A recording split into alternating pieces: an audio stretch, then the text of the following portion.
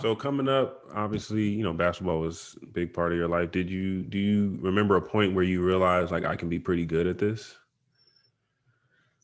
Yeah, I was always good. I was always good. Well, I always played up. Mm-hmm. So I always knew I was good for my age. And I always was good around like Seattle and stuff like that. But I would say like nationally, I didn't really. I mean, we would go to national tournaments and stuff, and I would play well. And so I had a pretty good feel for it. Like I thought I could go like Division 1. Like I didn't Mm-hmm. honestly didn't think I'd be recruited by like Duke, but I thought I could go to like a local school or something. But my freshman year, I would say, is probably when I really was like, I really realized like I could be good like nationally, like top 5-star type of player. Um, and yeah, after that, it was just I kind of all clicked. I stopped playing football and wanted to focus on basketball. Mm-hmm. And yeah, Yeah. Like, do you remember any like specific tournament or anything AAU wise or anything like that where you really felt like you kind of broke out? Like I remember, I think it was my sophomore year going to a couple camps. I think the LeBron camp. I mm, had a really good camp, and that's when I kind of took off. Do you remember where things kind of changed for you and you became, what you ended up being now?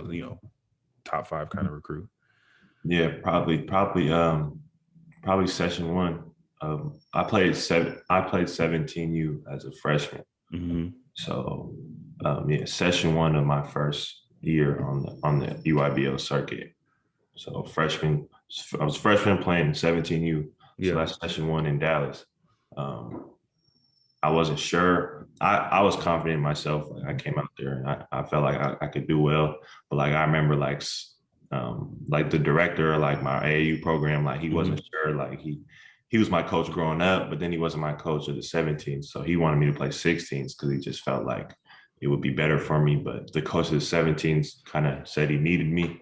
So I decided to play for 17s. And yeah, session 1, I pretty much broke out. Like I was our second leading scorer behind Jaden McDaniels, plays for the Mm-hmm. Timberwolves. Me and him were on the same team. And yeah, I just kind of broke out, and that's when I realized like I was doing it. I was doing well against players like 2 years older than me, 3 years older than me. So I was doing well. Yeah, for sure.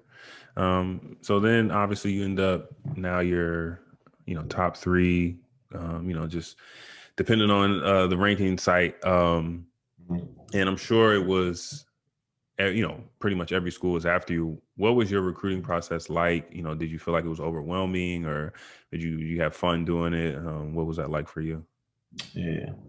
At first it was frustrating, I would say, Mm-hmm. because everyone thought I was going to Washington because both my parents went there. Mm-hmm.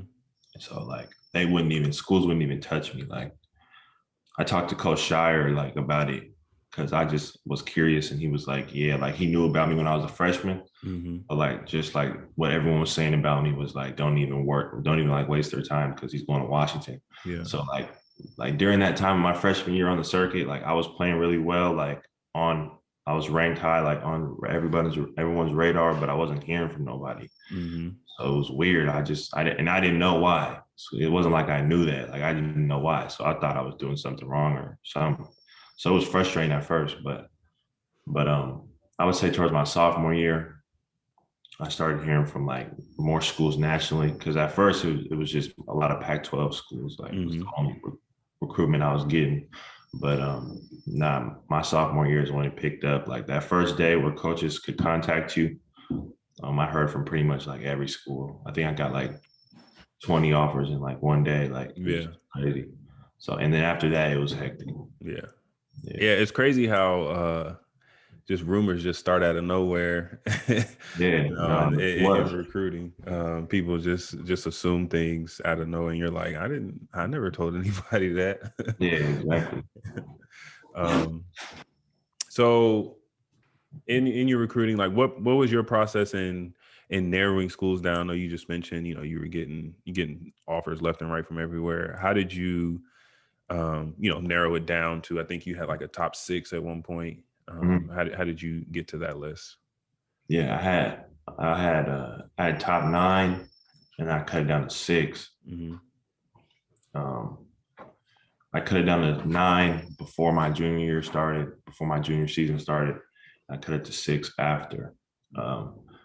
Right, like right when COVID hit is when I cut it down. Mm-hmm. And yeah, it was just, I think the 9 was kind of easy because even though all those schools like offer you and call you like on the first couple of days, some of them like don't continue to contact you just for whatever reason. Mm-hmm. So that handled itself.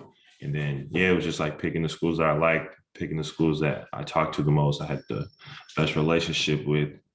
And then yeah, I mean from the 6, I knew I didn't want to narrow it down anymore after that. I just wanted to pick from that 6. So that's what I did. And I just took time and talked to everybody. And yeah, I just came up finally with my decision. But I'm not gonna lie, for a minute, it was like a 4-way tie. Like I Oh, couldn't really? decide where I wanted to go for a long time.